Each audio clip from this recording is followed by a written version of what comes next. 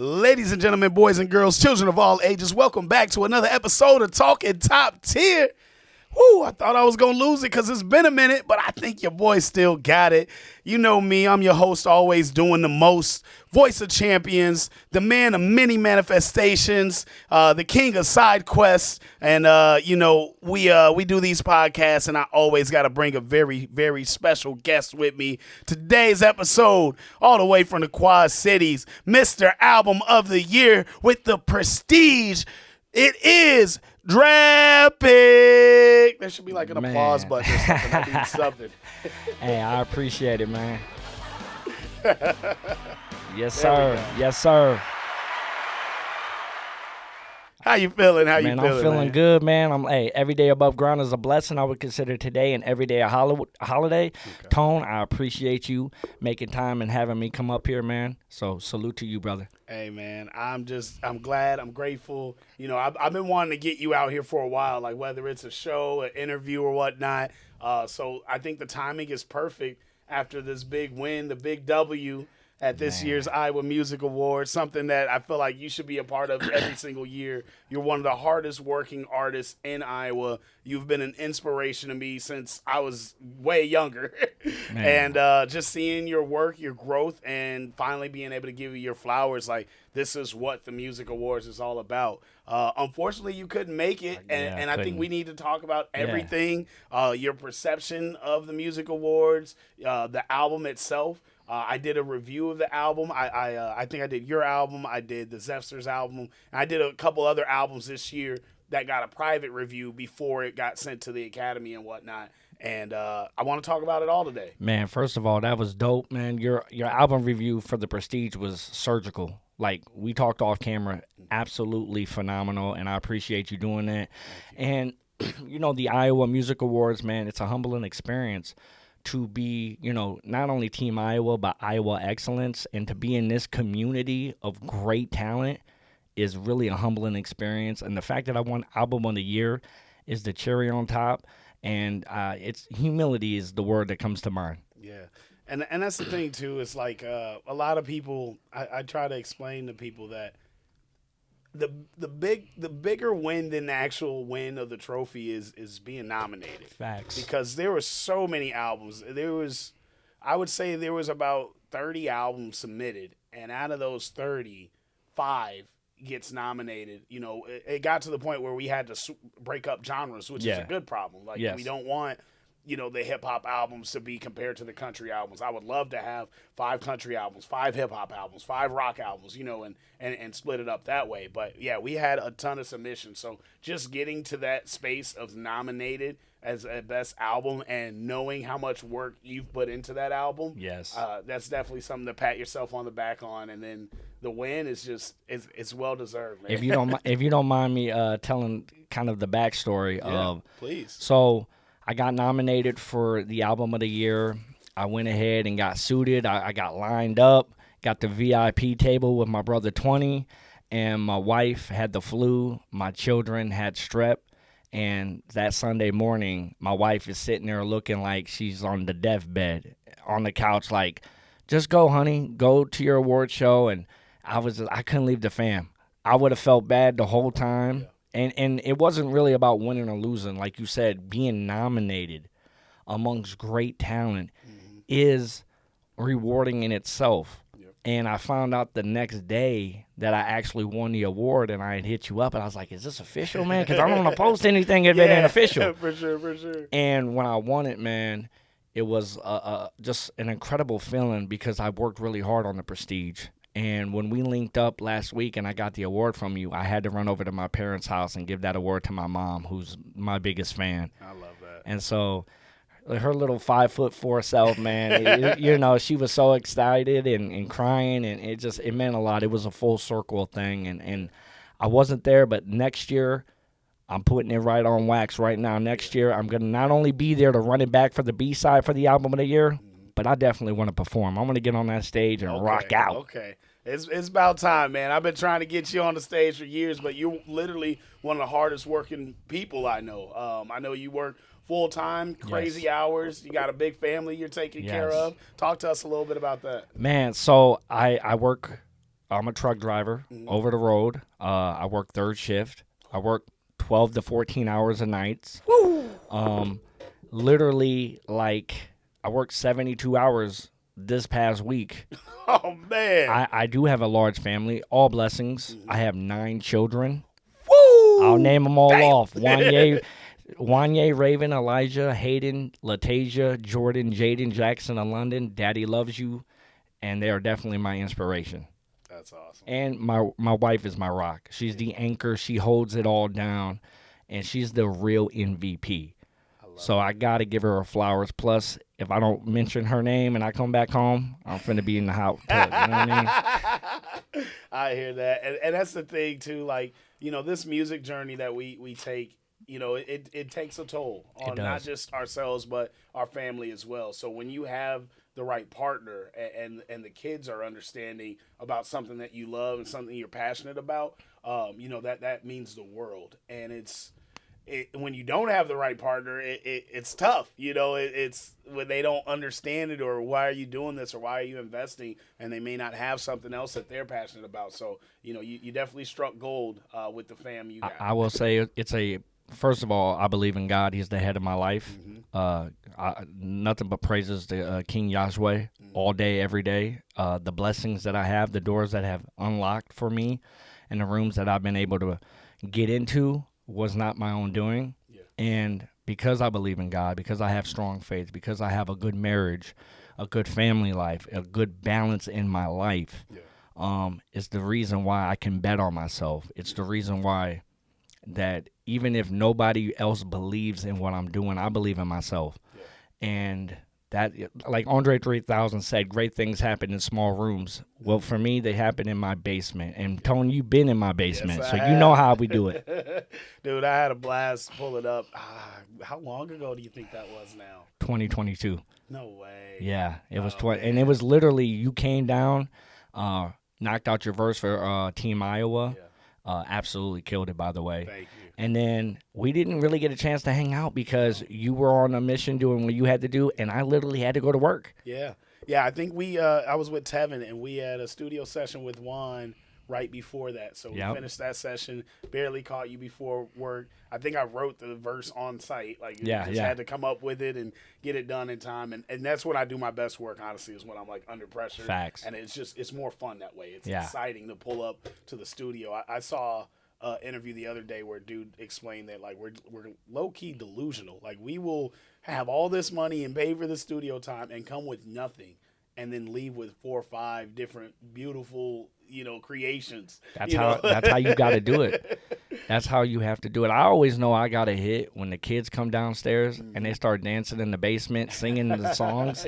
I'm like, okay, this a banger. This a banger. That. That's my limited test to know that I got a hit. Yeah, and I was gonna bring up too, like, you know, you missed the IMAs to be there for your family. Yeah, and I recently did something similar, probably inspired by you, like subconsciously. But you know, I had a show last night, and in order to make that show, I would have had to miss my daughter's performance, and it's like, nah, man, I'm choosing family. And, like, even the IMAs, this was the first year I tried 3 different ways to get her up there. Yeah. This is the first year she wasn't able to attend. So, like, a lot of people, you know, you get the feedback, the good and the bad. And, like, the things that people are upset about is like, dude, I do all this to, like, show to my daughter, and she didn't even get to experience it this year. And, you know, I put countless hours, countless dollars, like everything into this. Absolutely, and, brother. You know, my why, you know, I already make it where I can't win an award. So my why to do this isn't even here or isn't able to be here. So it's like, it's tough, man. It's really tough to continue to go. But I'm glad you brought up your religion because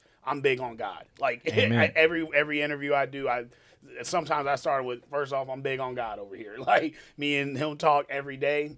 More recently, a lot more. You know, I went from I pray every day before my feet touch the ground. I'm hitting them like 3-4 times. Just how grateful I am. Just how blessed I am. Like, throughout the day, and when I'm going through something, like, I talk to him. We get through it, and you know, it's definitely helping me evolve. Yeah. But it also allows me to accept certain criticisms, feedback, and progress past that, and try to see through certain people's frustrations, even if they're not able to articulate it well. Yeah. But that's kind of, I feel like that's why I'm in this place. You know, there's a lot of things that I do that a lot of even my closest friends tell me you need to stop doing that, or you're doing too much, or they don't deserve this, they don't deserve that. And it's like, this is between me and God. Like, Facts. this is the mission He's got me on. When He wants me to stop, I will, but He'll be very blatant with, all right, it was time. And He always has in my life. It's been very intentional. The best part of my day is, and I'm gonna be brutally honest with you, is that I drive 6 hours a night at night, and there's a certain stop that I stop. It's completely dark on the 88. There's no lights but the stars. Yep. And I get out for about 10, 15 minutes, and I literally walk the field looking up at the stars, and I just talk to God. And the first 5 minutes of it is just thanking Him for everything. Thanking Him for my health, my life, my wife, my children, my family, my home, my career, my music, the gift that He put in me. And I truly mean that. And I thank Him, and I have real conversations with Him because He is my best friend. And I know the only reason that I was able to put out The Prestige, the only reason that I was able to get a song with Twista or Do or Die or meet these people, win the album of the year, right? Meet these people and have relationships and have a well-balanced life with my family, it's all because of God. Right? It ain't my doing. It's because of God. And you got to have that humility, and you also got to know that you're blessed, and you got to be in that moment. And I'm always like, favor comes to everybody. Everyone has a season. So why would I hate on anybody if they're winning or they're doing things that I'm not doing yet? Because how can I ask God to bless me with favor if I'm hating on somebody, right? I don't gatekeep. I try to help people out, and I think the reason, because I believe in the universe and karma, and I believe the reason that things have happened for me is because I'm a genuinely good dude, and I like to see people win. I am a fan of anybody that pursues their dream and whatever they do. We all have to work. We all got to pay the bills, put the food on the table. I get that. But outside of that, what you do with that, we all got the same 24 hours, and what you do with that matters. And you can make a difference, or you can make an excuse, and I choose to move forward and be humble. That's always going to be the key, is being humble.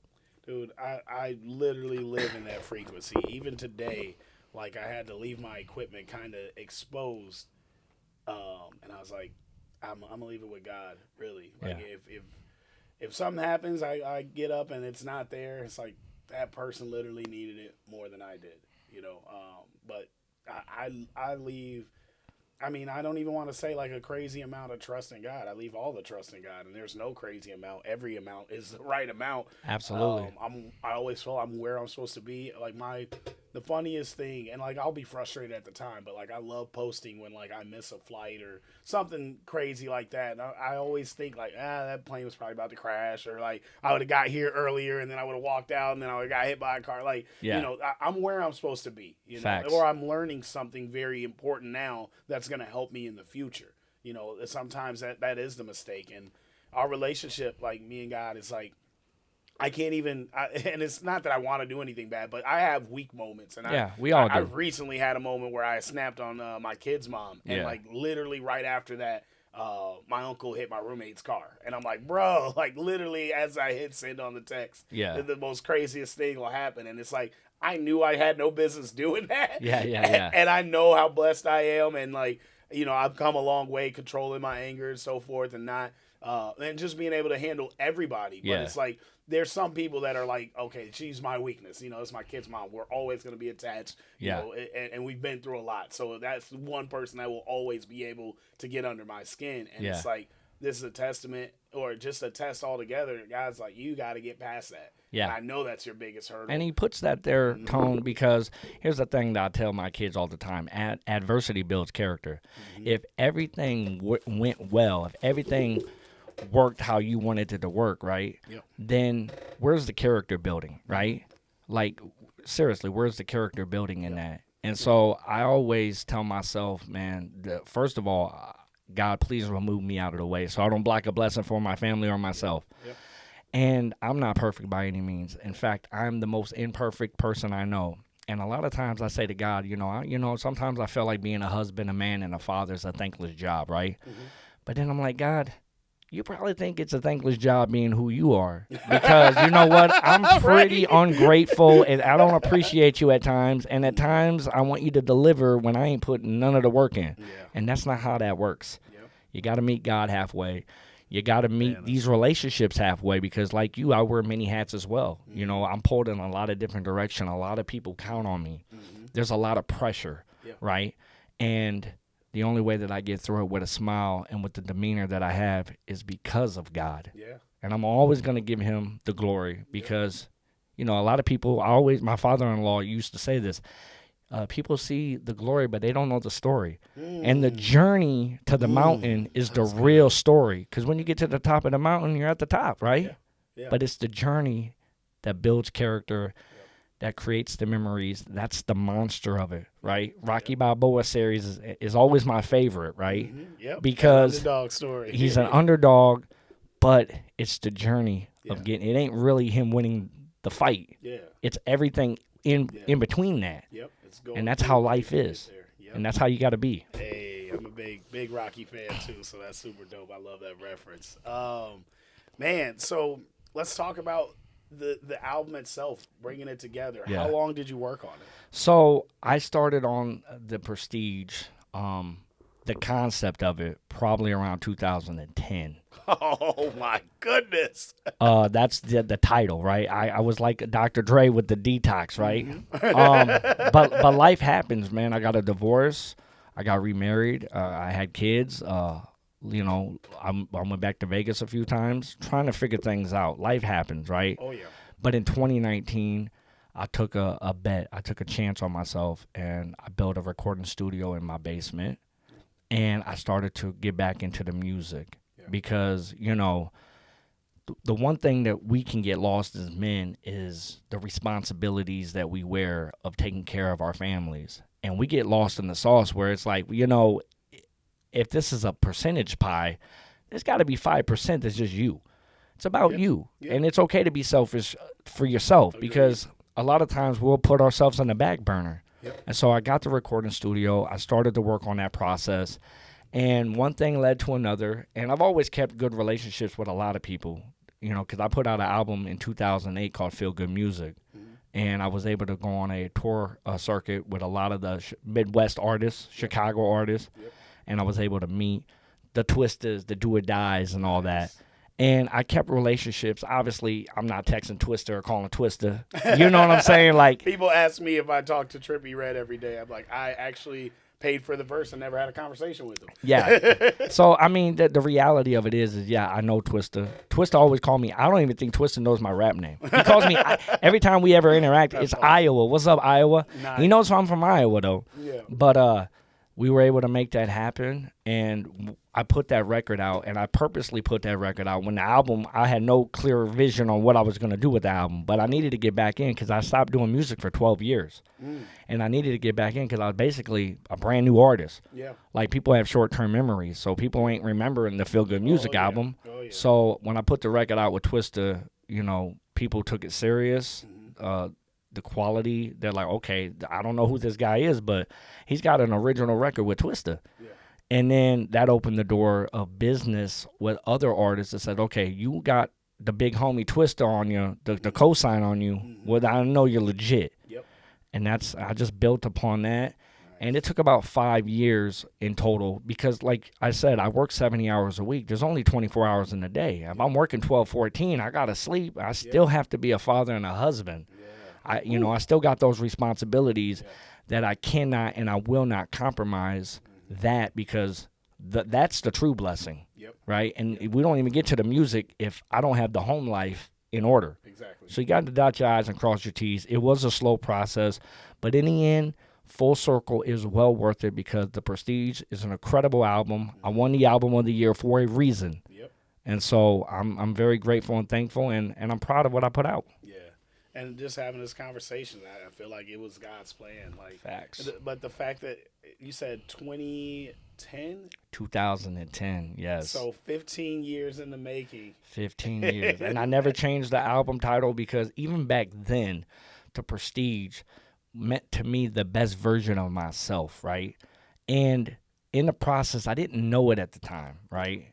But looking back at it, it really is a love letter to my children to say, hey, listen, dad made all the mistakes that you possibly can make in life, right? In the story, I've been the hero, I've been the villain, I have failed, right? Like I said on the beginning of The Prestige. But the reality of it is all that culminates to being the best version, and I can't be the best version of myself without going through hell to get to heaven, right? Exactly. And so I wanted I wanted my children to know that, listen, if your dad at 40 something years old, truck driving, third shift, 9 kids, can put out an album, a phenomenal album, and get his favorite artist my favorite artist of all time, Impossible. then nothing is impossible, because the truth is God takes the impossible and makes it possible. Hallelujah. Every time, dude. Our stories are incredibly more similar than I even knew until now. But I also took like 7 years off of music.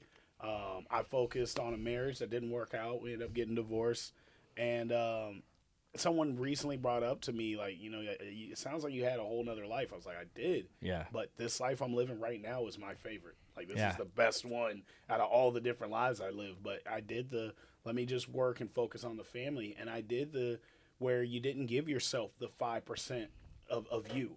Facts. You think that it's got to be work, which takes care of the family, which takes care of me as a husband and as a father, but you lose your identity. You lose your passion, and you lose the things that make you you and make you happy. 100%. And how can you, teach your kids to chase their dreams and pursue their goals and to be passionate about something if, oh, well, I'm just passionate about my kids. Oh, I'm just a dad. Like, there is more to each individual. And there's also more people that you can impact than just your household. Yes. I'm big on, Iowa being a very neighborly state. Like, we take care of our neighbor. Like, we're all Iowa nice, So Yes. our community is our responsibility. I fully, wholeheartedly believe in that. There was a time where I thought that the best thing to do if you want to make it out of Iowa was to get out of Iowa. Someone from outside had to tell me, no, you should be the man in your state. You should be putting on for your state. If that is true, fix it. Change that. One thing I try to say every interview is I used to say somebody should do something, then I realized I am somebody. Yeah, exactly. And I feel like, man, me and you have that in common so much. Like, we've been through it, the good, the bad, and the different roles in life, and just finally owning and accepting where you should be and doing for you, and realizing doing for you takes care of the family as well. Well, think about it like this, Tone. Those other versions of you, of your past life, you had to have that happen for you to be this version. Yep. For you to be living your best life right now, you had to go through hell. Yep. You had to fail. Yep. See, Sylvester Stallone, I got nothing but love for him. He's got the greatest quotes ever. But he's like, life is going to hit you. It's going to knock you down. Yeah. But it ain't about how hard life hits you. It's about how many times are you willing to get back up after you get knocked down. And that's the truth. That's the everyday life, right? And your testimony and my testimony, and there's several other testimonies of great talent, right, that had to go through that. When nobody believed in them, when life was beating them down, when they dotted their I's and crossed their T's, and they prayed, and it still didn't work out. But you know what? That was the bigger picture of it is once you get out of that storm and you become that best version of yourself, you look back and say, well, God, you were always there. But I had to go through that to get to where I'm at right now. Yep. That L was ultimately your path to that W. Yep. And being able to take those L's, it's like, well, if I failed this and I still lived, there's nothing I'm afraid of now. Facts. So now you're able to do the bigger obstacle and accomplish the bigger goal and bigger dream and take the bigger chance versus when you weren't prepared for it. There's a lot of things that's happening in my life right now that if it happened 10 years ago, I was not ready. It was not going to work out. I would not have taken advantage of the situation. Even a show I did the other night, all the people were like in the other room outside the bar and all this and that. And like the old me would have been like, well, this show sucks. Let me go ahead and just rap and get out of here. Instead, I went and shook every last person in the bar's hand. I went outside. I went next door, introduced myself, told them who I am, what I'm about to do. And then we had a packed room. And like the other benefit, like obviously I enjoyed it and I brought friends with me that performed with me. So they got to enjoy it. But the artists right after me didn't have to do any of the work. And it's not to, toot my own horn too much, a little bit. But, it's like we set everyone up for success with the move that we made. That's dope. That's more important to me. That's dope. one of my good friends now, and I'll talk. We'll transition a little bit into wrestling, but one of my good friends now is a wrestler. His name is Anthony Luke. Yeah. And I shout him out as much as I can as well because he's somebody that worked so hard that he accomplished his dream and accomplished my dream. You know, me getting to have my music on wrestling. And That's I feel dope. like me and you have that in common, that we're going to work so hard that Yeah. somebody else is going to benefit from our hard work, like Yes. vicariously or just in connection. And that's the beauty of just going so hard. Like, there is no other option. There is no compromising on this dream. And No. I see that in you, and I just respect the hell out of you. For And it. I respect you, and I appreciate that, Tone. And listen, I don't want to be the face of Iowa. I don't need to be the man of Iowa. That was never anything that I was thinking about. I had names on the whiteboard. I had a story, a movie that I wanted to make because my music will outlive me. Right? My great great grandchildren will be able to listen to the Prestige and the B-side, and they're going to be able to see the story. Yeah. Right? Yep. And so if I am a stepping stone for somebody, if I motivate somebody, if I inspire somebody, if, you know, my brother Big Rock, man, B-Rock, he said, you know, many people have hit the stone, right? Yep. But finally, the one person hits the stone and he cracks the rock and there's the diamonds. But that doesn't display or displace all the other people that hit that rock, Exactly. that hit that stone. Dude. And so I'm just one person that hit the stone, right? Yep. And so if it's somebody that puts Iowa on the map and it ain't you and I know that we had a hand in doing that. Impact. One of my favorite Tupac quotes, I just said this in another interview. It's, I may not be the person that changes the world, but I will be someone who sparks the mind that does. That's good enough for me. That is, exactly. And you can hear it with not only just our music, but our personalities, our aura, our light. Yeah. People are attracted to us because, one, we got God. Yeah. And we're selfless. Yeah. I'm not a gatekeeper. You're not a gatekeeper. If I have an opportunity of connections, they're yours. Yeah. Vice versa. And I'm like that with anybody, right? And I don't do something, you know, because I want somebody to do something for me. So I'll share people's music and I'll celebrate them and clap for them. And if they don't do that for me, it's not about them doing it for me, because what I did for them was for me. Yeah. And so that's the way that I rock.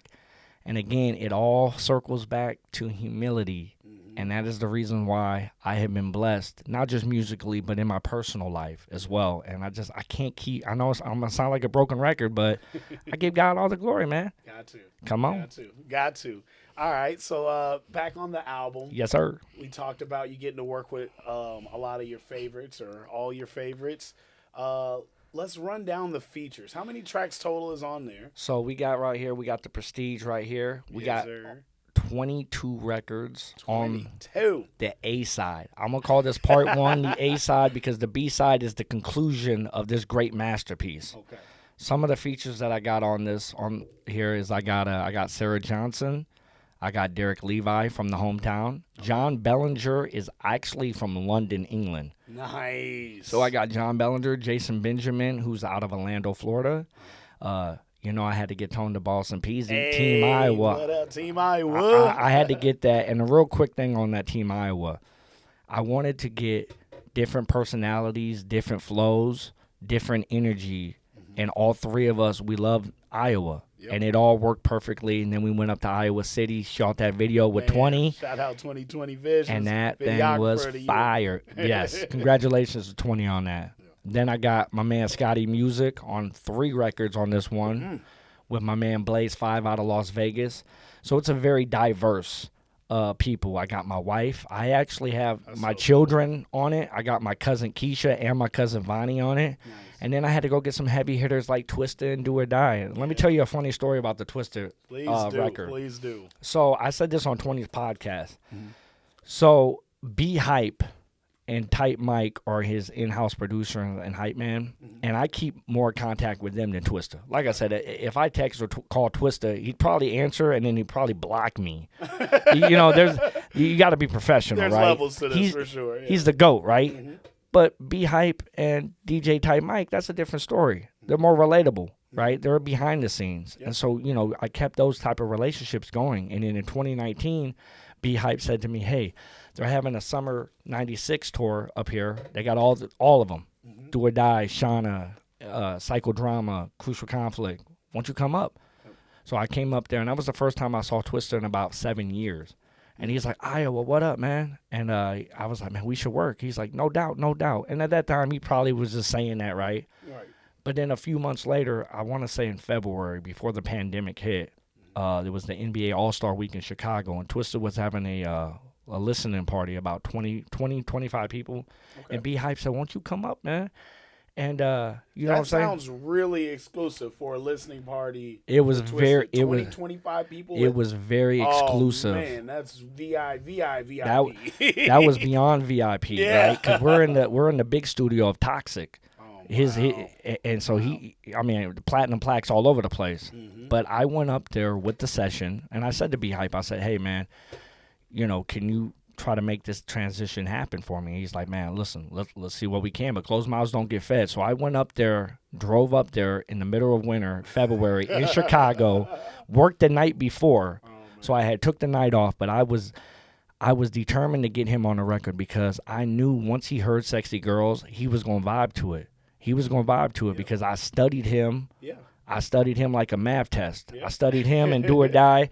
And so my biggest thing was, let me put these guys on my record, but it sounds like their record, but it's my record. Yep. But it makes sense to everybody. Exactly. And I wanted to do that because they're a huge influence. Chicago is a big influence on my music. It's more so like you're paying homage to them. Facts. And in return, you get to work with, legends, some of your favorites. But the thing is so we do the listening party with Twista, and then he says, so B Hype says that you want to talk business as far as music goes. And I said, yeah. And I happen to have some artist agreement papers with me, right?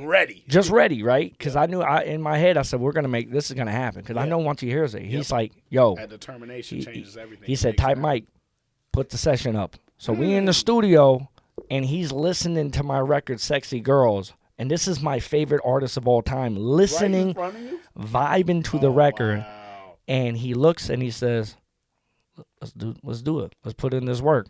So we handled the business side of it. Yep. And he literally... this is the perfect storm. He started writing, and then I watched him record it, and then he was like, is it good? And I said, well, the only thing I want, man, is you to kill me on my own stuff. And he is like, I think mission is accomplished. And so my wife said, while we were leaving, my wife's like, man, that's a great birthday present because my birthday is on February 26th. And he said, it's your birthday? He said, man, pull that camera up, man.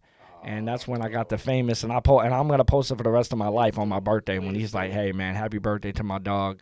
You know what I'm saying? That's so dope. And I left with that verse, and I was like, did this really just happen? Yeah, he's talking about mission accomplished. You should have replied, yeah, mission accomplished. Mission accomplished. You came there on a mission, determined. You left with, to get it on the spot like that. Cause crazy. Most situations, it's like, yeah, send me something over and I'll check it out. And to do, that's incredible. It was quite the experience. I'm never going to forget that. And again, it comes back full circle. Yep. God. Yeah. Right? Oh, yeah. God opened that door for that to happen. He allowed you to chase it. And I have bought every Twista album. Yep. He's my favorite artist of all time. I'm not just saying that because I got a song with him. Yep. I've opened up for him several times. Yep. I've been able to hang out with him at the Ramada. When he was opening up in Davenport, got to go on stage with him, was hanging out with him till about 2 a.m. at the hotel, just chilling with him. Nice. Really, he still don't know my rap name. He still calls me Iowa. But nevertheless, though, I got the song with Twista, and most people don't get the opportunity to even meet their favorite artists, but to actually meet, hang out, build a relationship, and do a record. I mean, bro, that's the cherry on top, man. It's a very humbling experience. Fire. And the fact that he even calls you Iowa, that's bigger than your name. He identifies the state of Iowa with you. Yeah, so that's you're crazy. Representing all of us, so that's bigger than. and man, just so I had to tap on the shoulder again for the B side. Yep. And he is like, I got you. Hey, and so Twista is definitely, I got Twista and Do or Die on the B side. Nice. So we running it back. You better believe it. Nice. That's super fire, super dope. Like that's so. And as far as like the Do or Die record, so what's crazy about that is that record took a long time to be manifested because AK, I'm trying to remember, AK was in Texas, B-Lo was in Chicago, Dirty Sock was in Chicago, and Reese was in Florida. And I remember, because if you remember that song, I'd rather pimp you, with what the Head and Tails Do or Die. Uh-huh. I said to AK, I called him up, I said, man, who's singing on that record? He said, oh, that's Reese G. And I said, man, you think you could like get me in contact with him for our record? He said, yeah. So when I finally got that record all put together, I sent the record to AK while I was driving up to Chicago to go to work. And he's like, Draft. Because he didn't hear the whole thing. Yeah. He was like, bro, this is absolutely insane. Like, Draft, what are we doing? And unfortunately, Reese G had passed away a few months ago, so rest his soul. But man, Reese G, he blessed me on that thing. And then I was able to get him. He's also going to be on the B-side. I got a record called Playa, which, hint, hint, Tone the Boss is going to be on that record. Yeah. Mush Million's going to be on that record, Do or Die. You already know what we doing. We working. Yes, sir. I got a few things for you, too. So let me actually hand you a couple more things that you earned. So we got you a couple trophies. But we gave everybody a certificate just acknowledging your submission, acknowledging your hard work. You also get a little nominee plaque, this thing right there, this thing right here. So just some memorabilia. I want to hand you personally. Hey, old school with the actual physical disc. I'm probably one of the last few people with a CD player in this car, and I will always keep one, bro. Like I'm kind of showing my age on that, but like I told 20, man. Everything is digital now, right? Yeah. With Apple Music and just the digital platforms. But I'm old school, man, and I remember going to Best Buy. And Sam Goody, and the artist is there, and he's signing the poster or the CD, and you get to take a picture, and you get to open it up, and it's an event, and you never forget that moment. Yeah. So even when I'm listening to Adrenaline Rush while I'm driving up to Chicago, I remember buying that CD multiple times. Yeah. I remember having that poster in my room. Yep. And so I did that because of the love of the music. Because you could just put out music every week, right? Yep. But if you got that physical, that means something. At least it means something to me. Yep. And so when I give it to people, right, and I don't even charge people. Yep. I'm like, man, I'll give you an autographed CD and poster, and it ain't really for, a lot of people don't have CDs, right? Yep. But it's, it's something, it's a memorable to have and to rock out. And then when you listen to it on your device, your phone, you're like, man, it means something because that relationship. You want to build with with people because the fans, I'm a fan. Yeah. So the fans are a fan and I'm a fan of everybody. Yeah. And that's how it works. It's a full circle thing, and it's an incredible journey, and I'm just humbled with it. I love it, man. This is, man, Draft Pick, the Prestige. Where the camera? There he is. Album of the year.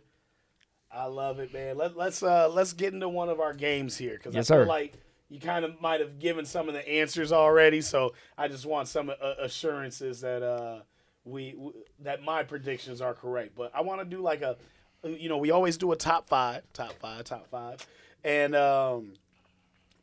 this one I kind of want to talk about like what I felt when I listened and reviewed the album. It brought me back to a favorite time in life when I lived in Chicago and my uncles would come home with, I won't say who because they're probably all on my list, possibly all on your list, but the different artists throughout, honestly, probably throughout the Midwest. Yeah. There's a couple down south ones. So this is, to me, like a golden era of hip-hop where it was more hip-hop, R&B, melodic, harmonies. The golden era. Might be intended. The golden era. So I want to give like our top five of the artists in that time frame, if you're cool with that. Yeah, absolutely, man. Okay. So my number five from what we're dubbing as the golden hip-hop, R&B, melodic era. Yeah. Crucial Conflict. Okay. Hey in the middle of the barn, like non-stop. Classic. Just that's my number five. Who do you have as number five? So I'm kind of in the wheelhouse with you. I got Do or Die. Ooh. I got Do or Die number five because of they were very good with the rap and the R&B fusion of that. I would say the LL Cool J blueprint. Okay. And they were very good at doing that. Okay. But Crucial Conflict, fire as well. Oh yeah. So my number 4, and this is old toad going back to this era in time. 666 Mafia, 3-6, like nonstop. I feel like they had it, and it was just different. It was the down south flow, but being a Midwest guy, I'm normally listening to the fast rap. I'm normally listening to the storytelling. This was just the fun bars. I feel like they brought a lot of fun in the music that like inspired me to write the way that I do today. Well, not only that, but they did it their way. You talked about earlier in the podcast of Iowa being Iowa, right? You don't leave Iowa to put Iowa on. They didn't have to leave Memphis, and they had their own sound. They didn't have to copy or be anybody else. They didn't have to sound like they were New York or they're down in New Orleans. They did their way on their time, on their watch, and it paid off dividends. My number 4, I'm going to go with the R&B. He gave the blueprint, literally the blueprint of women, of relationships, and that is the R&B singer Joe Thomas. Joe, I want to know. Joe is banger. That dude. Joe is my Joe guy, is that man. Dude. So Joe is definitely on my R&B list. Yes, sir. I didn't put just an R&B artist on this list. I did put just a rapper on the list, but he kind of blended. But Joe is, dude, if we're talking straight R&B, it's like Joe, Tyrese, Kells, Usher, like, you know, we'll have to do another episode where we just talk R&B, dog, for real. My number 3, that's where I got Do or Die. Okay. And I feel like I would have put them higher up, but I feel like there was just gaps in between albums. You know, I wanted more, like my go-tos, even to this day, which makes them just goats, is you know, Do You, Po Pimpin'. Like, if I could still play that in 2025 and it was made 22, 25 years ago. Classics. Like, super classic. Classics, so much so that you got Chance the Rapper bringing back Twista and Do or Die on his stuff. And I like seeing that he's going back to getting the legends. I had to tap on the shoulders and get the legends as well. And they really had something with Do or Die, Johnny P, Twista, and the legendary tracks they're producing for them. They just had a vibe, and a lot of people were influenced by that. In fact, I saw an interview with Jermaine Dupri. And he said that he came up with the Usher, You Are. He said he got that from Do or Die, Po Pimp. That's crazy. Oh, I did not know that. Yes, that makes perfect sense. I love that. Who do you got as your number 3? Number 3, I'm going to go with Eminem. Eminem is definitely, I mean, he inspires a lot of people. I think the authenticity, the sheer talent, his story, has no bearing what color he is. He just got it out of the mud. And so I definitely give him his flowers. He is, without a doubt, one of the GOATs. And really, I mean, he inspired me. He probably most likely inspired you as well. So what's crazy, whenever I give my top 5 rapper list, Eminem's number 1. I always put him, honestly, above Tupac. 50 Cent is probably my biggest influence. But nobody can do the I don't even think we've been cussing, but the shit Eminem does. No one can do that. No one can think on that wavelength, that frequency. It's beyond incredible. It's genius level stuff. Never heard him get bodied on a record. Never. I just heard one of the craziest records I've ever heard lyrically. Him and JID. Did you hear that one? Oh, heck yeah. Oh, my God. They went insane for like 10 minutes. M still got him. Like, he don't take the L on the record, man. Well, you know, the thing is he loves it. He loves it more than the fame. It's a sport. To him, it is his everyday life. And so how can you not be inspired by that? You know, this is the number 1 selling rap artist of all time. He could just mail it in if he wanted to, right? But he doesn't. He chooses to continue to challenge himself. And so I get inspired off of that. And he is definitely... He's not my top number 1, but he's definitely number 2. Yeah, he is number 1 in my rap list. He's not on this list. Okay. I found him a little bit later in life, and I think I think that's probably the only time that color took place. Is like, you know, as a black kid in Chicago, we didn't gravitate towards Eminem. As an adult, as an artist, immediately. So I heard Slim Shady LP, Marshall Mathers LP, probably damn near 5 to 10 years after they dropped. And just was like, what the hell? Why was I not listening to this?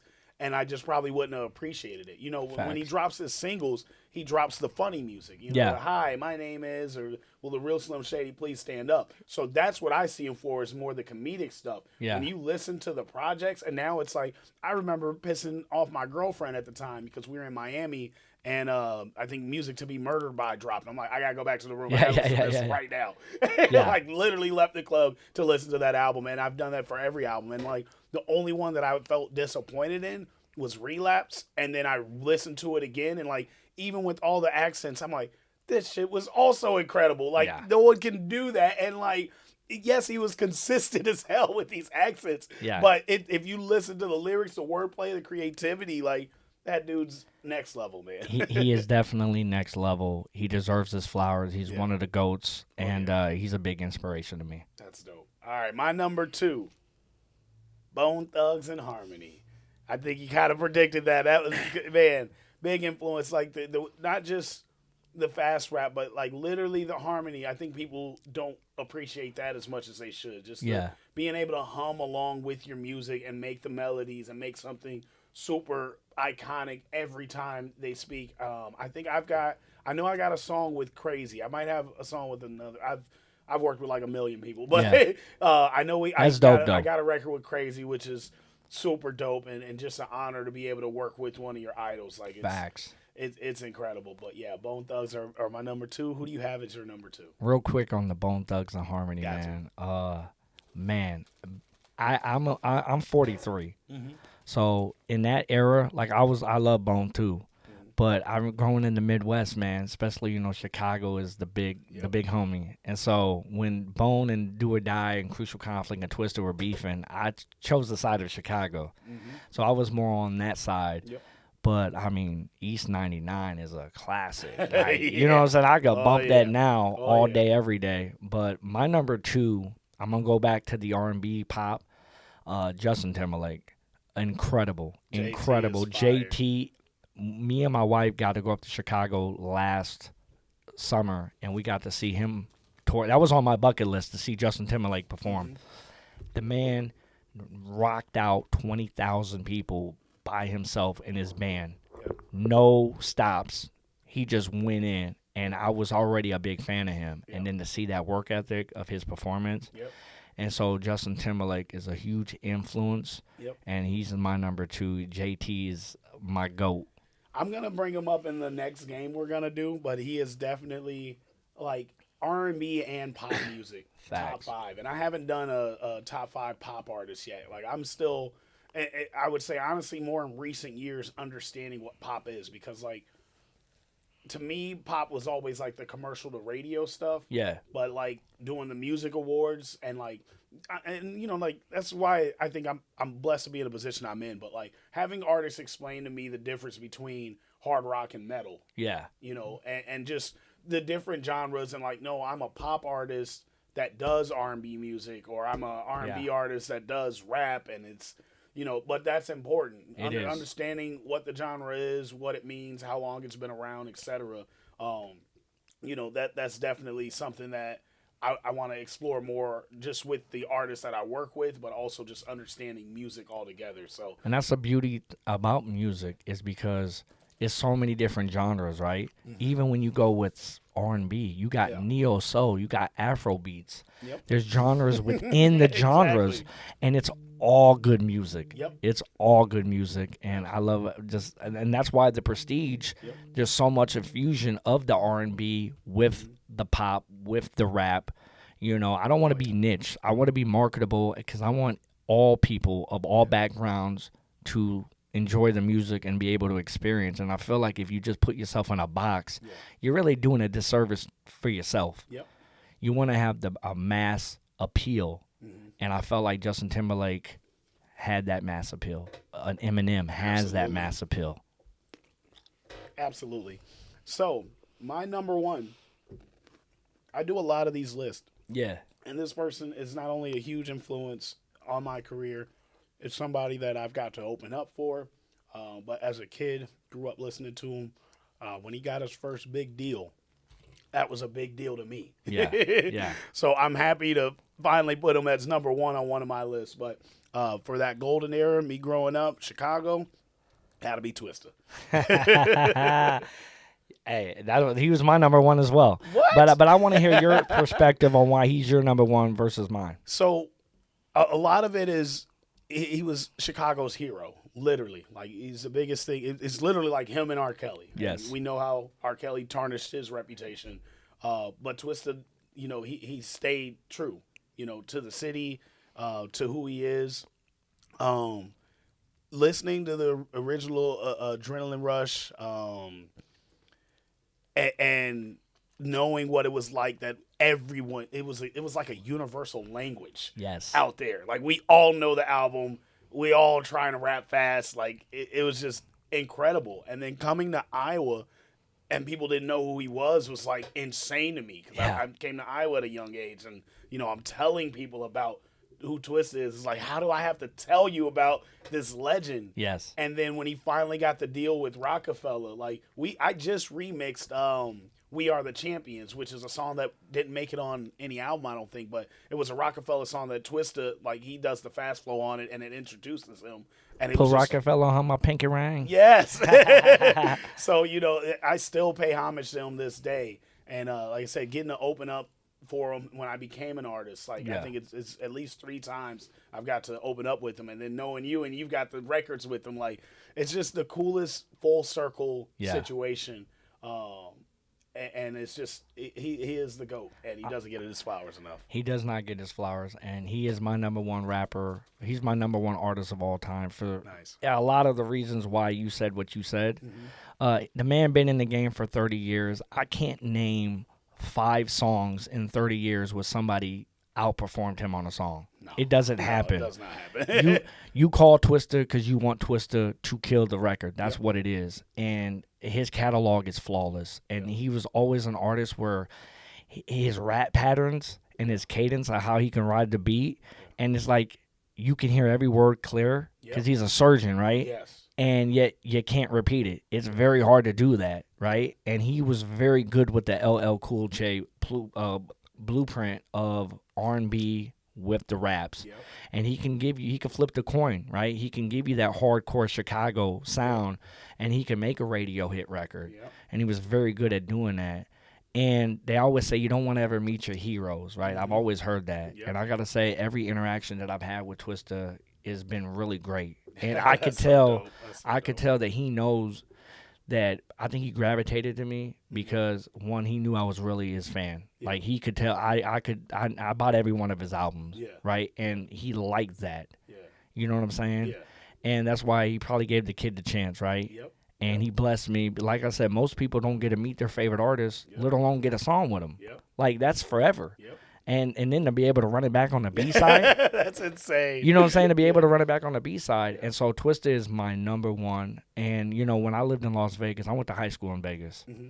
And they didn't know. When Adrenaline Rush came out, I was like, man, y'all don't know Adrenaline. They're like, crazy, right? They're from the West Coast. So a lot of people in Las Vegas got introduced to Twista and Do or Die, because I was just nonstop. That's all I would play. You're welcome, Vegas. Yes, sir, man. But Twista is definitely the GOAT. And I want to give an honorary mention to somebody from Iowa that really opened the door and helped me, was my big bro, B-Rock. In 2006, B-Rock was the face of Iowa rap. Okay. He had the Go Grills. He had the album. He was bringing acts like he was bringing acts like Yo Gotti to the Quad Cities. Yeah. And he was a big influence. And when he had it and I didn't, and I was just a young buck, and he was selling records, and he had the nice cars with the rims, and he had the posters and the videos, he still would come over to my house and hang out, man, play the video game, chill with the family, with like just Thanksgiving. He's a real person. Even though you can see him as a superstar, he was a real person. His influence definitely imprinted on me on how I interact with people. Mm-hmm. And so B-Rock, man, shout out to B-Rock, man. He's working on a new album, man, and we're going to get him on the B-side. I'm going to get him on the B-side, but B-Rock is definitely, you got to honor your past, you got to stay focused on the present, and you got to enhance the future. Absolutely. And Team Iowa is not just you and I. It's a bunch of people. Yeah. And it don't matter who it is. It's the black and yellow, baby. Kapow, let's go. Yep. Hey, we are Iowa. We might need to do like a a big album, a big Team Iowa album, and just That'll be a dope. bunch I'm of down. different features, people from all over the state. Like, Oh, that's hey. let's make it happen. When you need After something from me, finish I the got you. B-sides, after you finish the B-sides, I'm gonna let Yeah. you get that done. I got a few things in the works, but after you finish that, let's talk about this Team Iowa album. Hey, it ain't nothing but a thing. We manifesting, man. Hey, you We'll already cook know. something It's up gonna that's gonna happen. be phenomenal. It's gonna happen. That's gonna be fire. Man, let's talk. I hinted at wrestling, and I just realized I've yeah. had this belt in the shot the entire time. So we're talking about Team Iowa, and one thing about Iowa is like it's full of entrepreneurs. It's full of opportunity. Yep. So I want to take this time to shout out a friend of mine. I went to middle school right next door to here. McKinley is the middle school right here. I went to middle school, 7th, 8th grade, with a guy named Gary Patrick. Okay. Currently known as Soldier GP. And as I started my company, T1 Entertainment, to help artists, he started his company, IMF Wrestling, to help wrestlers. Okay. And somehow, some way, we finally crossed paths. You know, I've been making music for the WWE. I just got a nice check from BMI. Thank you, Hey, WWE. congratulations to you, big dog. Yeah, You deserve pretty it. cool. Thank you. But you know, before and I recently, like a month ago, I got flown out to Orlando to do some work with the WWE. And before doing that, I connected with these guys, IMF Wrestling. Yeah. And they were basically getting me ring ready because I wanted to be ready for whatever. Like if Triple H says, "Hey, we need you to take the pedigree," I need to be ready. I don't want to be like, "Oh, I don't know, I've never." So I'm like, dude, I need to learn. So they helped me. Got me involved. Now I've got like 3 or 4 wrestlers of theirs that I'm doing music for. Yeah. I got a match coming up December 13th, so I'll actually be in the ring participating here soon. And we had a backstage segment at the Iowa Music Awards, and I won this bad boy right here, the Intergalactic Championship. That is from Jovi's blog. But yeah, I am the current Intergalactic Champion. It's a 24/7 title, so I'll be bringing it everywhere. I'm bringing it out where I'm DJing, when I'm traveling, when I'm flying. I'm just having fun with it. So I have to tell you this. Yeah. I got to be honest with you. All right. That's 24/7. You're the champ. You ain't got to worry. That was not to put a challenge out there. You ain't got to worry about draft pick. Okay. But if my son Jax was here, I got a feeling he would have challenged you for that championship. All right. Understood. And he loves the stunner. All right, come on. We gonna talk about. So, did you grow up watching wrestling? Oh, I am a huge wrestling fan. I actually had the privilege to go to WrestleMania 21. What? And when John Cena beat JBL to win his first championship, That was huge. that was huge. And now the full circle of him retirement. Yeah. But, man, I grew up on wrestling, man. Like, I remember watching Ultimate Warrior and Hulk Hogan WrestleMania 6 as a kid. Yeah. You know, I grew up in the sweet spot of wrestling, man. You had the Hulk Hogan era, and then you had the NWO. Yep. I grew up with that when I had to flip. Do I want WCW and WWF at that time? Yep. And, man, I'm just a It's huge... the Monday Night Wars. that was the best. So much. It was. Competition breeds greatness. Absolutely. In anything that you do in your life. Diamonds are made under pressure. Yep. And so I feel like with video games and even wrestling sometimes, there's not much competition. Mm-hmm. So you're going to get what you get. But when your back is against the wall, that's when greatness prevails. Absolutely. And that's when the Monday Night Wars were incredible because we had the personalities of Stone Cold, of DX, of The Rock, The NWO. Undertaker. The NWO was crazy. Oh, yeah. Oh, man, I missed that time. Good times, man. Good times. I got to ask, who is your top 3 wrestlers? I got to ask. Yeah, so, like, dude, Undertaker's definitely up there. Roman Reigns right now, like, that's my dude. The Tribal Chief. Yeah. And, I mean, they don't know him yet, but they will. And it's not just because he uses my song. Like, I got to tell a God story soon. Yeah. But Anthony Luke, my guy that's using my song, like I said, he's such an inspiration. Yeah. Because, like, he's just doing what he does, and he's great. Yeah. But, like, to make my dream come true, I'm, like, 10 years older than this cat. Yeah. And, like, he's, like, my hero now. Like, but the thing that happened was I performed my song Showtime. Yep. My boy Zefster put me on a show, and I was like, I'm going to try this song out. So I think the same weekend, I met Megan Good at an African-American festival in Des Moines. Okay. And and I was at a loss with my music. I had already did the WNBA, NBA, and NFL, and I was like, I've done enough. there's nothing really left for me to do. There's no way to top this. And God said, wait. She told me to say this prayer that it's, God, if this is not for me, if any part of it is not for me, take it all away. Yeah. I'm like, ooh, I love my music. What if he takes it all away? She's like, you have to trust God. Say the prayer, and then follow that up with, but if this is for me, will you please show me just a clear sign that it is? Literally the next day, my Showtime song was used by the Philadelphia Eagles right before the Super Bowl. I remember that. I remember that. Which was huge for me, but I got a little backlash. People were like, well, it wasn't the actual song. It was the instrumental. No, it's Showtime by Tone the Boss and the producer. Yes. But, that wasn't good enough. And then a week later, I perform it with the Zepster, who's also a big wrestling fan. Yeah. So that was my first time performing it because it was just a song I got paid to do. So I have a lot of these songs in the vault that I don't give enough attention to. Yeah. So I was like, oh, it did something cool. Let me perform it at least with this band. We do that. Zepster calls me the next day like, dude, that song you did last night, I swear I just saw it on the WWE channel. I was like, you're lying. I'm laying down. It's me and my daughter. We FaceTime and we pull up the video, and that's my first introduction to seeing Anthony Luke. And this is all while I was like, I'm pretty much done with music. I've done everything I can do. Yeah. There's nothing else for me to prove, nothing else for me to do.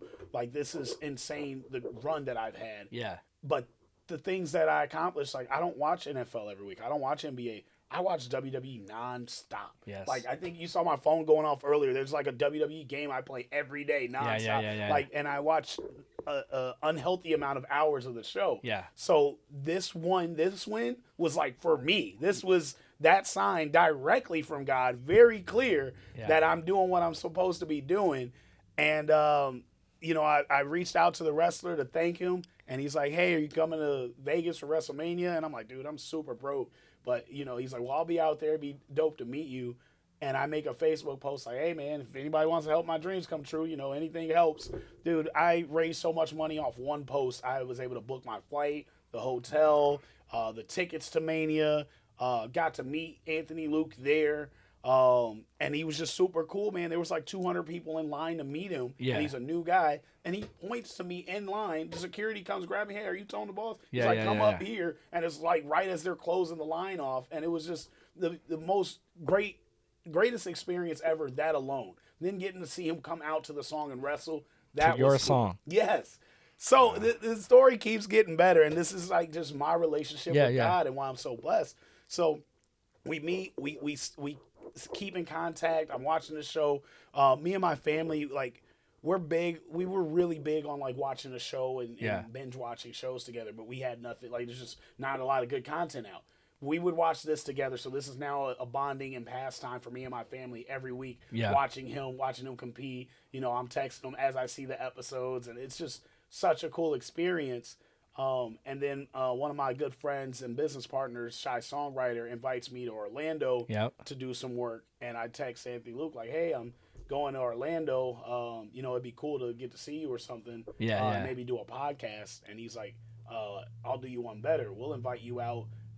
You'll get to come to NXT, this, that, and the third. And I might even have a match. Would you be down? I'm like, absolutely. Right. So it gets to like the week of, and as I'm getting ready to go, he's like, hey, bro, I just got an injury, so I'm probably not going to be able to do the match, but we'll still get you NXT. I'm like, dude, as long as we get to meet, I'm cool. Facts. And even if we can't meet up, like, I just, I'm just grateful. So, like, either way, just everything you've done so far, I'm grateful. I go to the NXT. I'm on television. People are texting me about it. It's really cool. Love the experience. Got to shake up with Booker T. Like, just coolest thing ever. And then the next day, he texts me, hey, bro, I'm cleared. You down to be part of this match? So the next day, I got to walk out with him, do the song. They gave me dancers. One of the dancers is like this just amazing wrestler, female wrestler that I've been watching forever. And she introduces herself to me. One of my other favorites, Jacob Fatu, comes up to me. Hey, bro, I'm Jacob. I'm like, bro, I know you. Like, don't introduce yourself to me. Let me introduce myself. And we chop it up and we take photos. But just getting to walk out to the ring, do my song. Everybody in the room knows the song, and there's nothing but other wrestlers. I'm rapping it, and The Rock's daughter's rapping it with me. That's crazy. Craziest experience. Like, this was truly the biggest dream come true. I couldn't make this up. I wouldn't. It doesn't. It sounds too good to write. and it really happened in real life. They had me get involved in the match, and it was just, this is, like I said, this is the best version of my life. Won't Right now. God do it? Every time. Won't Every God time. do it? I mean, that testimony right there gave me goosebumps, and it inspires me, right? Yeah. And again, it goes back to, well, how does situations happen, right? Mm-hmm. It ain't really your doing or my doing, right? But God is working. Yeah. He's always working, right? And when you're faithful to Him, right, and you genuinely are a good person, a good human being, right? You're not a snake. You're not out here trying to screw anybody over. Right. You're not gatekeeping. Yep. You're not low-key hating, right? Right. We're human. We're imperfect. We're going to make mistakes, right? We're the hero and the villain, Yep. right? That's Yep. the duel. Facts. That's the yin and the yang. Yep. But because doors open up for you like that, awesome testimony, right? It's like Tyler Perry couldn't write that script, right? I swear. He's like, this is too dramatic. And you were living it in real time, and you were thinking to yourself, this has to be a dream, right? Yeah. Like, am I going to wake up? I did, like, literally the next day I woke up scared, like, that was a dream, wasn't it? No, it happened, dude. Hey, I can relate to that because the next day I'm like playing the song over. The song ain't mixed down at all with Twista, and I'm like, I got Twista on the album. Yeah. I got a song with Twista. Insane. I was actually in the studio with him. This is our Super Bowl, dude. It doesn't get any better than that, right? Doesn't. And what I take out of that, and I know you do too, is like, bro, if God will do it for me, He'll do it for the next person. Yep. But you gotta have humility. Have good intentions. You gotta have good intentions, bro. Give it back, man. Like, that's, like I said, with the music awards, like the first rule was like, I can't win one. I don't want, like, this is not about me. It's not I want to give people that feeling because, like you said, you stopped music for 12 years. Yes. I stopped for 7 years. And it's like all the investment, all the time, all the energy, and all the bangers I made, there's nothing to show for it. Yeah. There's nothing physical saying, great job. There wasn't it just kind of, you just move on. Yeah. That sucks, man. We work so hard. We spend so much time and so much money in this to not get any recognition or acknowledgement, especially in Iowa. Yeah. Like, what was that for? And it's like, I love it and I'm passionate about it and I'll continue to do it. But someone saying, great job, congratulations. It goes a long way. Dude, so that's what the music awards is about. It's so you did an album and you, like I said, the nomination, I want people to acknowledge the nomination as big as the trophy. Facts. Because you did something amazing and you got the recognition for it. Whether you win or not, that's votes, which can be, I have Academy members that have a point system. Yeah. There's somebody that has metrics. There's somebody that's like, if the fans voted for them, they should automatically win. And then there's other people that's like, it's just about the music. I don't care about the numbers, the features, and all that. And there's never going to be a fair metric to grade someone's art. The art is what it is to that individual.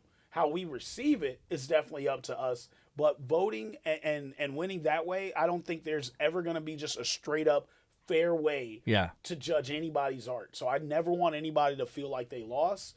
And if you won, you definitely earned it because there's not really a fair way to get. This year we had 25 people. So to get majority vote for 25 people, and some of those people are rock only people, some of them are country only, some of these are radio personalities that's part of the Academy, and most of them are either engineers, producers, so they listen to thousands of songs throughout the year. So to get majority of those votes, like, it's it's a blessing. It comes from God. It is a blessing, and also everybody. And although I wasn't physically there, I did see the pictures. Amazing pictures. It looked like an incredible event, right? An incredible night. It's Super Bowl for Iowa, right? It's our celebrate Iowa excellence with the people in the room, because everyone in that room started when nobody was around them, in a small room in the basement. They might have doubted themselves. Hey, I got this new song. Nobody cares to listen to it. Or I shot this music video and it got 5 views, right? Yep. But they went in and they still knocked it out because they bet on themselves. They believed in themselves. Yep. And to have a night of celebration of just pure excellence. And the fact that I'm in this community is a truly humbling experience. And I'm so grateful to be a part of Team Iowa. Yep. Dude, you just gave me a new this or that question that I'm gonna close every episode with. So, Okay. Are you ready for our last game? Let's do this, All man. right, it's gonna get crazy. Like I said, I feel like we've kept this episode pretty clean. Yeah. This is gonna be the part I might need you to cut loose a little bit. I got it. So let's have fun with this. And let's just go in. So this or that, it's gonna be one word answers. There's like 50 questions. I've had somebody literally try to elaborate every single question. Please do not do that. Just one answers? It's one. It's this or that. Okay. I will give you 3 elaborations, but after your third, I'm just cutting people off. Got it. And then I can have you elaborate as many times as I want. So if you say you. something interesting, All right. an interesting answer or something I didn't think you'd say, I might say, okay, go ahead and elaborate. Doesn't count against yours. Got it. All right. Because we got some music to do. So let's get through these questions. Yes, sir. But we're going to have some fun. You ready? Yes, sir. All right, this or that. First question. Be humble or be prideful? Humble. Streams or followers? Streams. Cheat on your girl or get cheated on? Cheat on my girl. No way! All right, we're going to move on. What's more important? Who do you... No, I got to let you elaborate. Go ahead. Listen, man. Well, first of all, I don't cheat, right? Right. But if those are my two choices, like, listen, I'm gonna be cheating because if you cheat on me, I'm kicking your ass to the curb. Finito. Oh, you wild for that. When I was asked the questions, I was like, I'm too weak. I'm too weak to get cheated on. I'm sorry. Yeah. I have to cheat. Can't handle it. Nah, it's a double standard. I get it, swear. but you know what? Life ain't fair, right? I swear. All right. What's more important, who you know or what you know? What you know? Honesty or loyalty? Loyalty. Would you rather have more, friends or business partners? Friends. What's more important, street cred or business reputation? Business reputation. Would you rather have a tough relationship or have it easy being single? Tough relationship. It builds character. Okay, all right. Jordan or LeBron? Michael Jordan all day. He scoffed at that one. All right. If you were dating a new partner, what would you prefer? A low body count or experience? Low body count. You got bodies like Jason Voorhees. Nah, we ain't building anything. All right. Passwords, should they be private or shared with your partner? Oh, shared. Yeah, that's fine. Love that. Patron or Henny? Patron. What's more important, shock value or repeat value? That's a good one. I'm going to go with shock. I'm going to go with shock value. You want to use one of your elaborations? Or you good? No, I would say shock value because when people listen to The Prestige, a lot of times people will have said to me, like, wow, I wasn't expecting this. Like, the quality just is incredible. Like, you're not signed to, like, Def Jam. You're not signed to Atlanta Records. Like, Right. you actually went to work last night, 12 hours. You ain't got a manager. Right. Like, you did this. Like, what? So the shock value, definitely. All right. And it bleeds into repeat, because they're going to continue to listen to it. Okay. We're going to get all over the place with these questions. So now Come out. we're going with Dave Chappelle or Eddie Murphy. Dave Chappelle. Yeah, Dave Chappelle. Yeah, you look like you was about to elaborate. No, Dave Chappelle. All right. Jamie Foxx or Will Smith? Will Smith. Cat Williams or Kevin Hart? Cat Williams. Do you prefer to overplan or go with the flow? Overplan. I'll have you elaborate. I like the overplan. I mean, Well, you spent 15 years on the album. I think that kind of answered. I like to, Kobe Bryant always said that if you're nervous about anything you're doing, your preparation ain't tight. I like to dot my I's and cross my T's. I like to be professional, and I like to get the business done. And when you're going with the flow, I know shit can happen, but I try to stay with the game plan. I think all the greats, from Michael Jordan to Michael Jackson, they all were the best at what they did because of preparation. I like that. All right. That was elaboration from me. You've used one elaboration. We are halfway there. Come out. Feel free to use another one. I got you. Do you prefer text or phone calls? Text. Do you prefer lyrics or melodies? Melodies. You don't want to elaborate on that? I will. I am. I'm not a super lyrical guy. Like you're not gonna listen to me and get Jadakiss or Eminem. I'm more of like 50 Cent. I want a good record from beginning to the end, and my biggest litmus test is the end of the song. If it makes me want to hit repeat again, then I did the job that I was set out to do. And melodies are a big thing to me. The hooks with the melodies, I'm all for that. I do like my lyrics, don't get me wrong. But, man, I like a song that I can jam out to. Love it. All right. Kanye or Jay-Z? Kanye. L.A. or New York? I've never been to either one of them. So, Which I mean, would you I've been to rather go L.A. to? I've been to L.A. So, I'm going to have to say L.A. Windows or Mac? Mac. Stone Cold or The Rock? Stone Cold. iPhone or Android? iPhone is all I know. Johnny Depp or Robert Downey Jr.? Oh, man. RDJ. Ooh, these next couple questions might be for you. I'll tell you this, though. I want to elaborate real quick. I picked neither one. I picked Leonardo DiCaprio. He's my favorite. That's my favorite actor. I won't use your elaboration. You still got one more. All Do or Die or Bone Thugs? Do or die. Twista or Tech Nine? Twisted all day. Yeah, those are a little too easy for you. Nelly or Ludacris? Luda. Dr. Dre or Timberland? Timberland. Ed Sheeran or Justin Bieber? I'm going to go with JB. Interesting. Most people say Ed. I think I go Ed, so that's cool. This one, good one. I think I know your answer. Justin Timberlake or Bruno Mars? Just JT all day. So this one I switch up sometimes because it's like somebody loses by default if you want to be politically correct. All right. But I want you to be honest. Okay. Usher or R. Kelly? Um, Why your face get tight? They're both. You can use one of my elaborations on this. They're both great, but R. Kelly is the aura. He is the Pied Piper, and R. Kelly all day, man. Thank you for your honesty. Yeah, R. Kelly all day. Because you know people are like He's the GOAT. I'll go say You got to be able to separate the artist from the person, right? Yeah, But yeah. R. Kelly is without a doubt the GOAT. Yeah. Kendrick or Drake? Drake. I want you to elaborate on that because people are trying to say Kendrick a lot more. And it's Okay, like, so I here's my thing. I am obviously the type of music that I make. Drake is more relatable to me. I think Drake is a more marketable.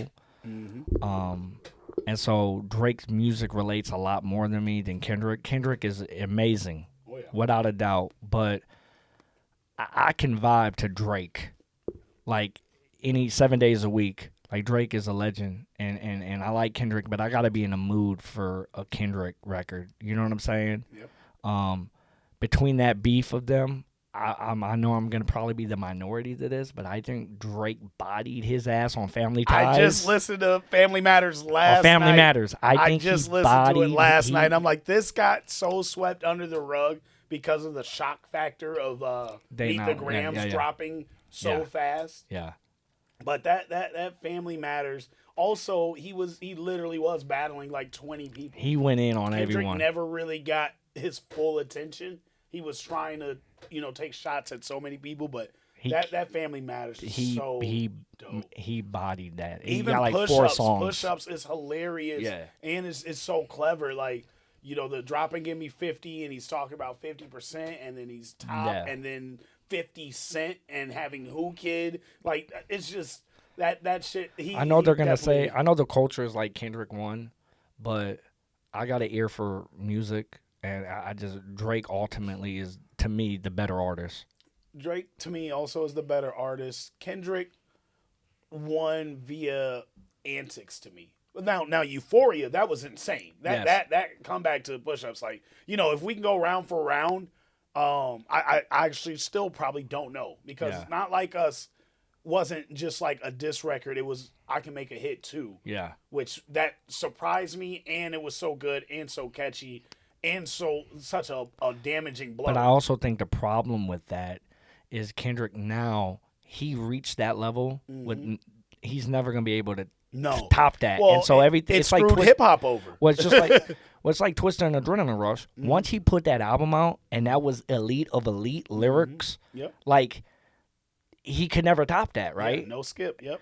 It's the same thing with Eminem saying, "Hey, my old music is who I really battle with," because he never can top that. So Kendrick now is hit to a level that he's never going to be able to reach that again. And there's not even another competitor on the level of Drake. Like, it literally damaged hip hop. Like, we fell out the charts for the first time in I don't know how many years they said. Facts. And that's you made everybody like push Drake to the side. Yeah, and that's just my personal opinion. Yeah. No, I think that's a good, healthy conversation that needs to happen more often. All right, we got about 10, 12 questions left. Beyonce or Rihanna? Oh, Beyonce. Michael Jackson or Prince? Michael Jackson. Mario or Sonic? Mario. Domino's or Pizza Hut? Neither. Happy Joe's. You gotta pick one. I'm going to go Pizza Hut then. All right. Lil Wayne or Eminem? Eminem. Sam Hunt or Sam Smith? Sam Hunt. You listen to both? I do. That's why I had that pause. He's like, oh, that's tough. All right. Who else we got? Oh, this is a fun one. Ether or Hit 'em Up? Hit 'em Up. That's the nostalgia. You didn't want to use your last elaboration. That was. I mean, I grew up in both of those eras, and Ether was crazy, but Hit 'em Up, and I mean that was just nasty. That was nasty. Insane. And, right? and Biggie was never. Jay was able to bounce back from Ether, but Big wasn't able to really bounce back. Like he lost a lot of cred, street cred, because Pac was so disrespectful on that, and he was probably truthful. He probably did smash Fate. That's hilarious. That like after all, like 30 years passes, that we're still like he probably hit that. That's why it's so disrespectful. That's how good the record is. Like I'm back and forth on it because Ether was just nonstop bars. Like the only down for me on Hit 'em Up is like I'm gonna let my little homies get y'all, and they were not anything compared to Pop. True. And if it wasn't the age of it, like Hit 'em Up came out, I believe, in '96. I was a freshman in high school, so it just takes me back to nostalgia where I was already a family man when Ether came out. So it hits a little different. Yeah. And I never really was a big Nas guy. Yeah. Like Nas is super lyrical. Oh yeah. But he's one of the GOATs. I'm never I'm not like Nas. Like Tupac got classics. Oh yeah. Right. Yeah. Where I know Nas does, but Nas wasn't really my cup of tea. Yep. So understood. All right. I used to make a big deal out of this question, but I've been disappointed so much in the album or in the answer that I don't make a big deal out of it no more. So I'm gonna just ask it. Come on. Poncheros or Chipotle? The second one, Chipotle. No, that's the wrong answer. We're gonna move on. We'll move on. Joe or Tyrese? Oh, Joe. Real quick with that. He was almost insulted. I like Tyrese, but Joe, man, he helped me. He helped me in so many ways. Okay, that's dope as hell. Migos or 3-6 Mafia? 3-6. 3-6, definitely. These must be new. I don't remember this one. Coffee or tea? Coffee. Because I fast a lot, so definitely black coffee helps me through the fast. Nice. Beaches or mountains? Ooh, beaches. Absolutely, man. Beaches. Punctuality or perfection? You can never be perfect, but I'm going to go with punctuality. I'm going to go with that. Education or field experience? I learned more in life than I ever did in school. So field experience, definitely. All right, this used to be the last question, but I got a bonus question for you. Come on. But feel free to elaborate on the last two. Let's go ahead and do them. Would you rather deal with a smartass or a dumbass? I'd rather deal with a smartass because you can learn. A lot of people that I've learned from throughout the life have been assholes. They've been smartasses, but you know what? They were good at what they did, and I learned from them like a sponge. So I'd rather deal with a smartass. Okay. And this is probably how I'm going to start ending each episode. So thank you for inspiring this or that question. What should the episode title be? Team Iowa or Iowa Excellence? Those are both good hashtags. They are. I'm going to go with Iowa Excellence. Okay. Because I'm a part of already Team Iowa, but this right here of what you're doing is shining a light on Iowa Excellence. So I'm going to go with Iowa Excellence. I love that. All right. Where can they find you? Man, they can find me on all the social medias. I got X, YouTube, Facebook, Instagram. My music is on Apple Music, Spotify, Tidal, Draft Pick the Prestige. And I just want to thank everybody and anybody that has actually took the time to listen to this podcast, listen to my music, supported me, said a kind word, even if they, had some criticism towards me of what I do, of what I've done. All of that is appreciated because it helps mold me and it just makes me better. Diamonds are made under pressure. And so adversity builds character. I'm very grateful and humble for this awesome experience that I'm having. And so I appreciate people riding with me on this journey in real time. Ladies and gentlemen, another episode of Talkin Top Tier. I'm the host, always doing the most, Tone the Boast, and the artist behind the Album of the Year draft pick with the prestige. Yes, sir. B-side coming next. B-side coming next summer. Let's go. Let's go. Thank you. Beautiful episode.